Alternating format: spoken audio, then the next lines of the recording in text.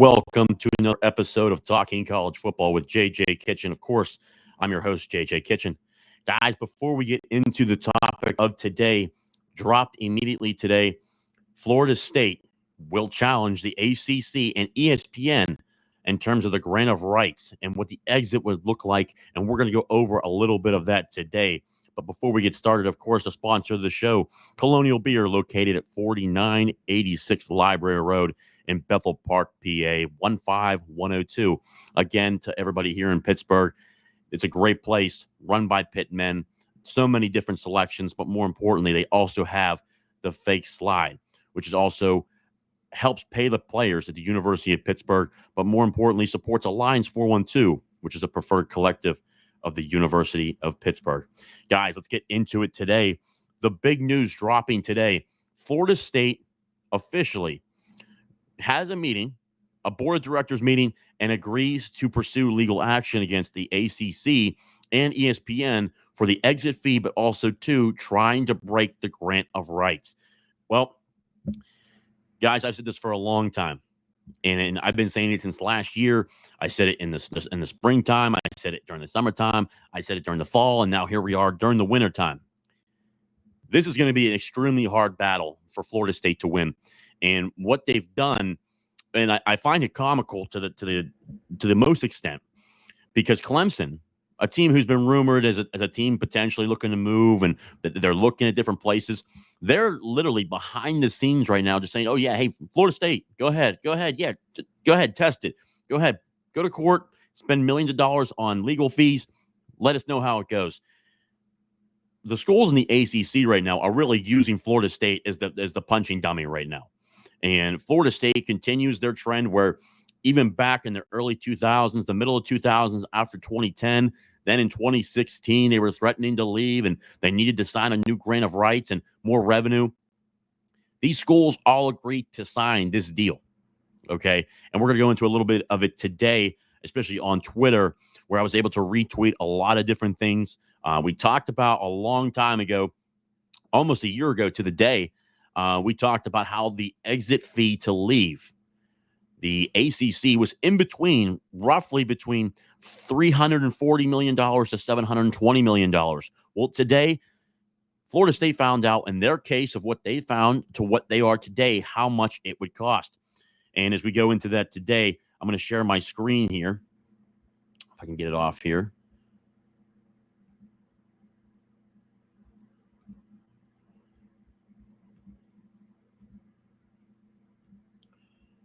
Share screen. And again, guys, this was all brought today, but these are important numbers, okay? And I think it's really important when you look at this kind of stuff, what it looks like, the terminology, what the numbers are, and it's pretty crazy how this stuff really came together and what it looks like. Guys, here you can see the ACC Constitution, which was really in the year of 2010, trajectory of the ACC levied penalty for withdrawing from 2010 to 2023. Look at the numbers. In 2010, nothing. The ACC withdrawal penalty in 2011 was $21.7 million. 2012, a year later, severe ACC withdrawal penalty to $52.2 million.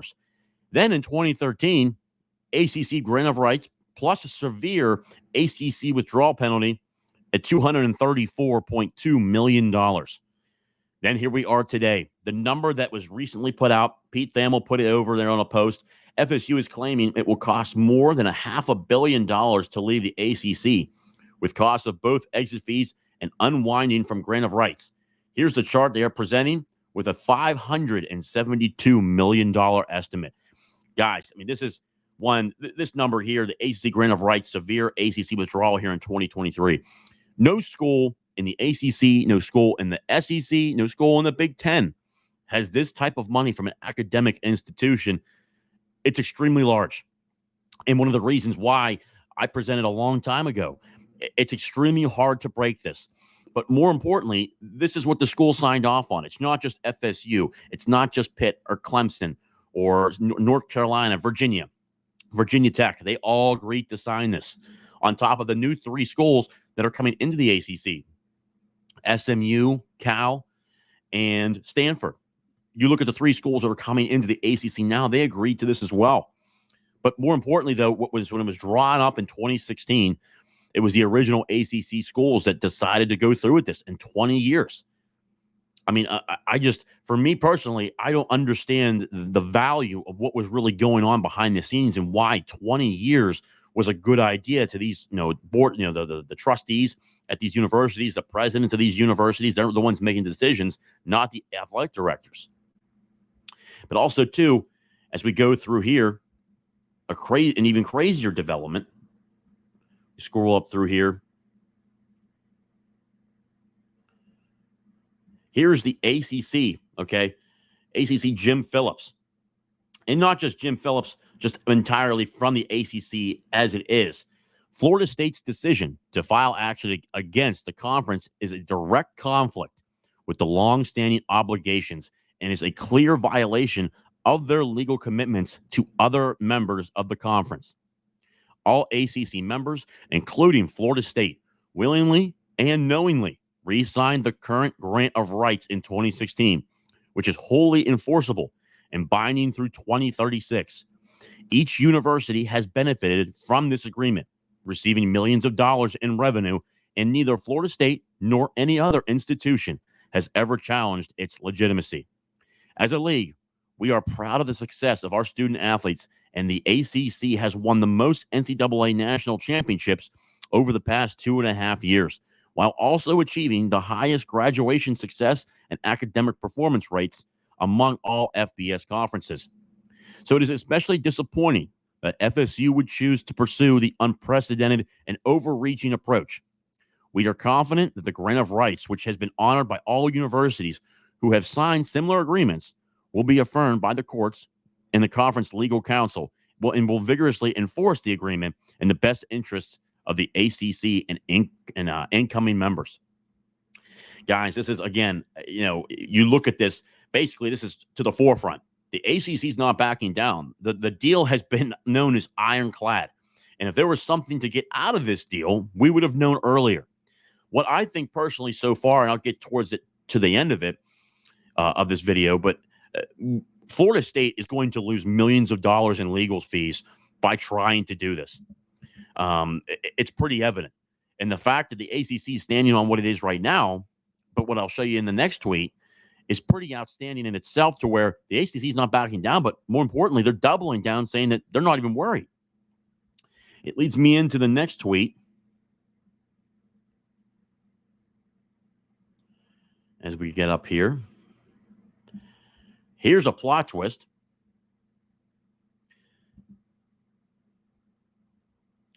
The ACC is now suing FSU's Board of Trustees in a suit filed in Mecklenburg County. On Thursday, the league accuses FSU of breaching its contractual obligations and asks the court to declare the grant of rights valid and enforceable. First saw this thanks to Allison Posey, 14. Guys, again, Florida State now intends to breach its contractual obligations, not to challenge the validity of the enforceability of the grant of rights, to breach its promise that its grant was irrevocable and exclusive, to internally violate the warranties of the ESPN agreements, and to challenge the grant of rights under which it has accepted hundreds of millions of dollars over the last decade. Despite its commitment for nearly a decade and in multiple agreements that is irrevocably and exclusively granted its media rights to the conference, Florida State now intends to take position that its grant was neither irrevocable nor exclusive.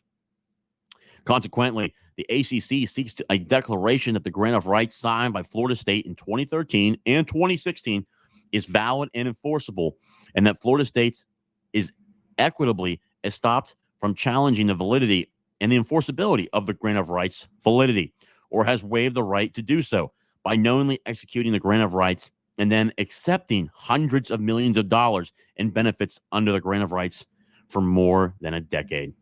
Guys, again, you continue to look at this stuff from top to bottom. I knew it was going to be a challenge. I knew there was going to be severe issues when it comes down to what this potentially looks like. And one of the things that was very clear, for me a while ago when talking to numerous sources and when talking to attorneys looking at this deal, it was pretty clear that it was going to take a lot And the one thing too is obviously the Magnificent Seven. They talked about how that kind of stuff was made up behind the scenes by Brett McMurphy, who used to work for ESPN, now works for another network online. One of the things that was really known, it's going to be extremely hard to beat this, extremely hard, to the point where it's going to cost you millions of dollars just to leave the conference. But now on top of that, legal fees. But when you see the ACC now counter-sue FSU, I mean, first off, the SEC doesn't even want Florida State. Their hope is that it lands on the Big Ten. And there have been rumors about the Big Ten potentially going down to Florida and grabbing a team like Florida State, things of that nature. But nothing's ever really come out to say it's 110%. But now you're in the ballpark of, now you're locked into this deal. As I sit here today, I am more than confident in saying they're not going to break this deal. They're going to lose miserably in court. This is why nobody else has challenged this, because of the legal ramifications, but also, too, financially. Over $500 million, almost $500 million, more than $500 million. To this point, I think that Florida State thought it had support behind the scenes from other schools in the ACC, but clearly the schools in the ACC right now are waiting to see how this pans out. But from anybody I've talked to, they know exactly what's going on. This is a major issue for, the Florida State looking to leave. I thought it would be more of, what, Florida State might try to leave in 2029, 2030 when it's more manageable to get out. But what this has done to the relationship between Florida State, ESPN, we saw this past year. Florida State, in my opinion, should be in the college football playoff, even with Jordan Travis being out. There's no reason why they're not. But when you pull this type of crap and just bloat everything out legally where it's all online, you're just continually pushing the envelope.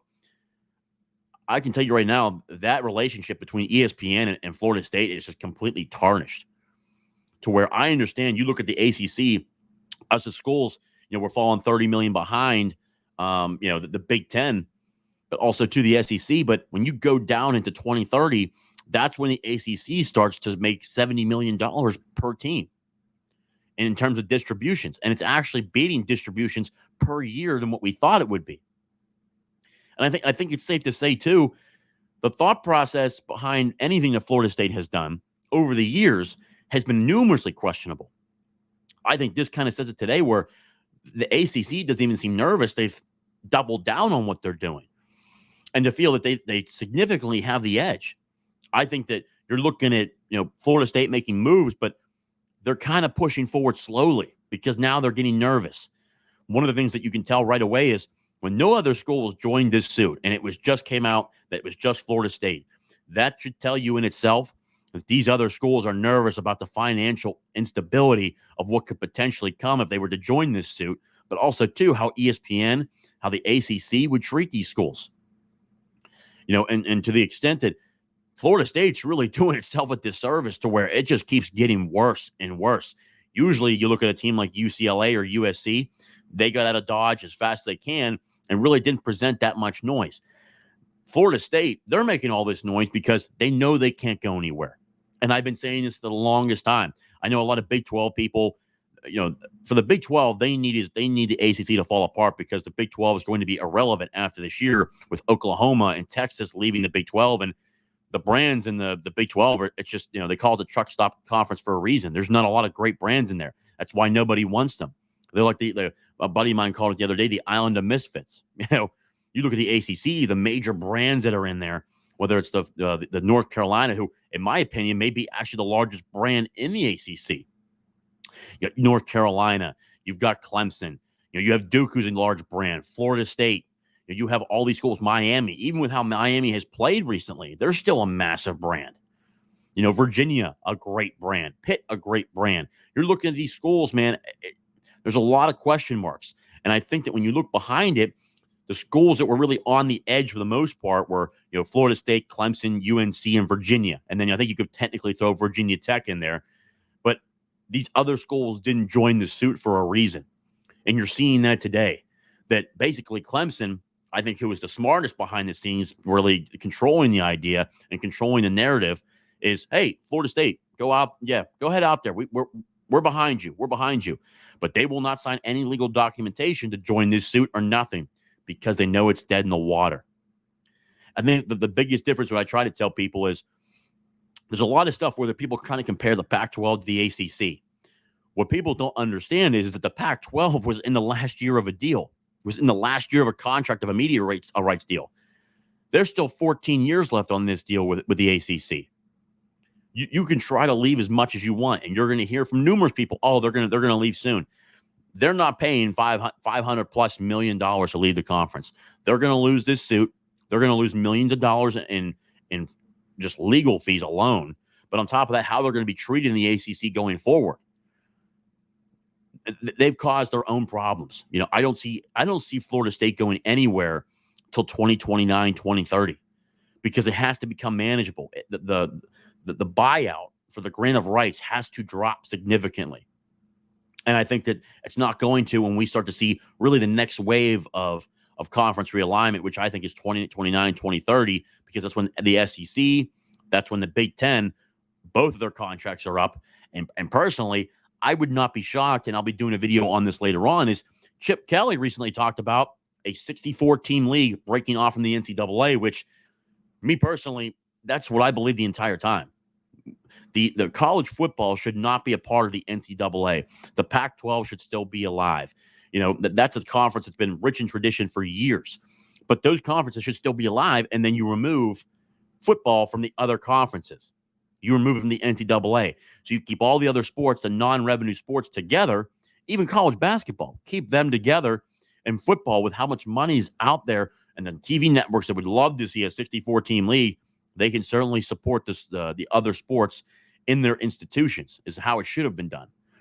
But what's happening right now, what you're going to see this year, first year USC, UCLA, Washington, Oregon, all going to the Big Ten, the travel costs are going to be through the roof.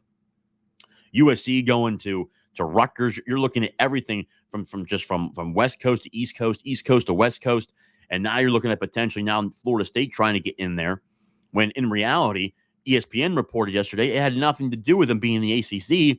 It's because of Jordan Travis' injury, which was still wrong. And trust me, by no imagination am I ever a Florida State fan, but guess what? Florida State should be in there. They did everything they needed to do to get into the college football playoff.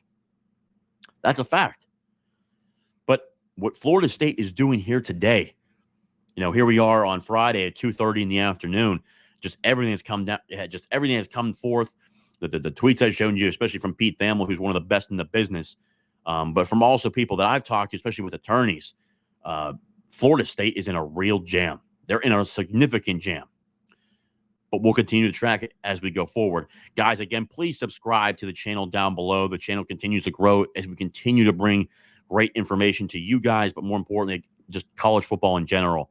Guys, again, please like, subscribe, share the video, but more importantly, comment on the video. I want to hear your thoughts. Do you think Florida State's going to leave? Do you think they stay? What do you think is going to happen? I love the dialogue. I love to see what your guys' thoughts are. As always and forever, guys, college football, it's always a blast talking about it, but more importantly, now and forever, hail to Pitt. I'll see you guys next time.